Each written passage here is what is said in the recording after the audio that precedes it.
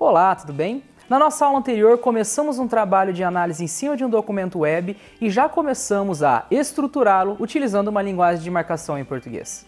Nessa aula de hoje, nós vamos pegar a marcação que foi feita em português e vamos traduzi-la para a linguagem de marcação HTML. Esse processo é realmente um processo de tradução. Vocês vão notar que o fluxo de trabalho é sempre muito semelhante.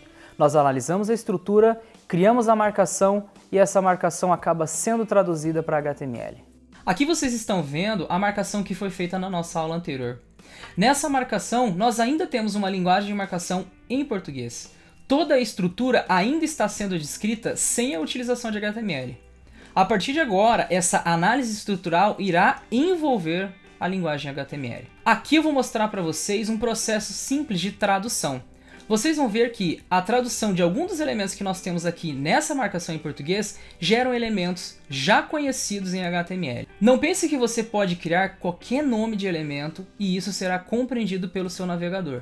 Não é porque você escreverá em inglês que você já tem automaticamente os elementos conhecidos pelo navegador. O navegador internamente tem uma lista de elementos conhecidos e essa lista é uma lista oficial de elementos da própria linguagem HTML.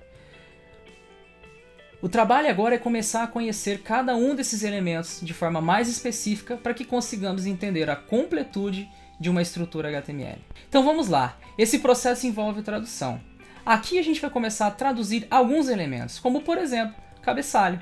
O cabeçalho para nós em HTML pode ser marcado com uma tag chamada header. Essa tag é, na verdade, a tradução direta do termo cabeçalho. Então, ao invés de chamar um elemento por cabeçalho em português, nós colocamos a tag header. Nós podemos aqui marcar essa finalização com /header.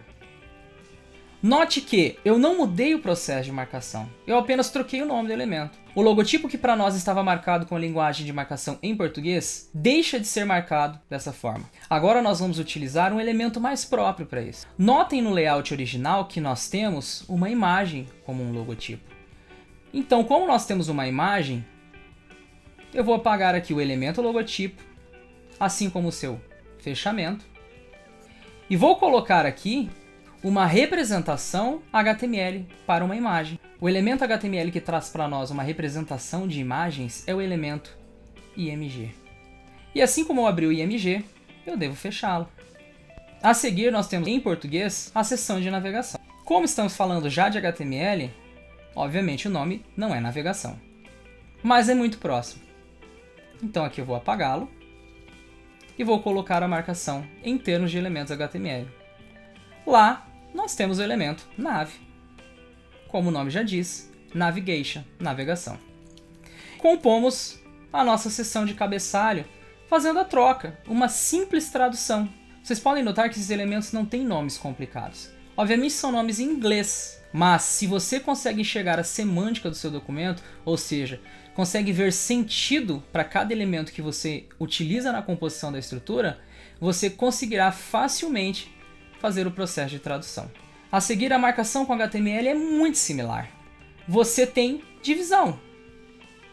Essa divisão, como o nome já diz, é uma divisão genérica de conteúdo, não há uma semântica específica, assim como observamos no header. Um cabeçalho representa uma seção inicial de documento, com informações iniciais sobre o documento. Essa divisão de página ela é apenas uma divisão mais visual. Esse apelo não traz semântica, não traz significado para o documento. Então aqui eu tenho um elemento bem genérico HTML chamado div, de division, divisão.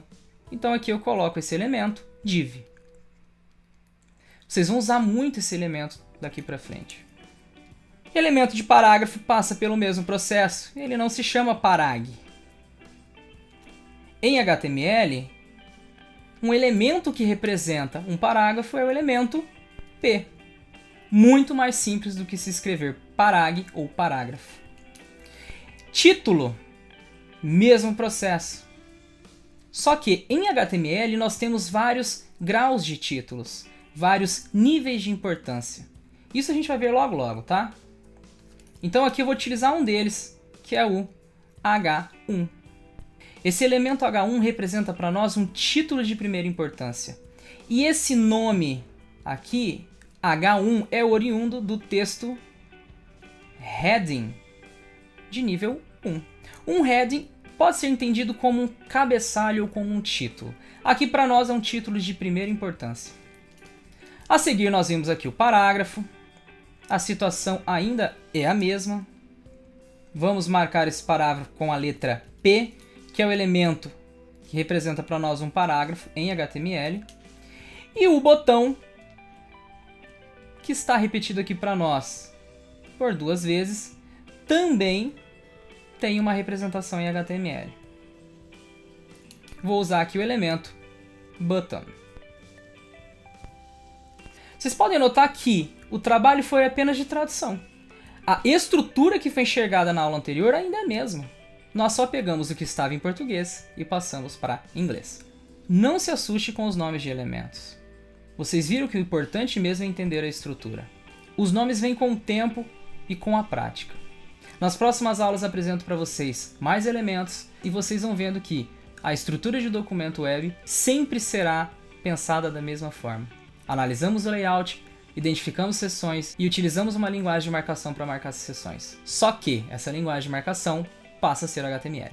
Ao final dessa nossa aula de hoje, eu acredito que você já tenha notado a importância da estruturação correta de elementos. Já começamos a falar um pouco sobre semântica, sobre o significado de alguns elementos e vimos que a tradução do que é marcado em português para o inglês pode nos dar indícios de como é a marcação em HTML. O nosso trabalho daqui para frente vai ser muito próximo do que você viu hoje. Estruturar, traduzir e escrever marcação em HTML. Nas próximas aulas, vamos conhecer novos elementos e aplicá-los em novos layouts.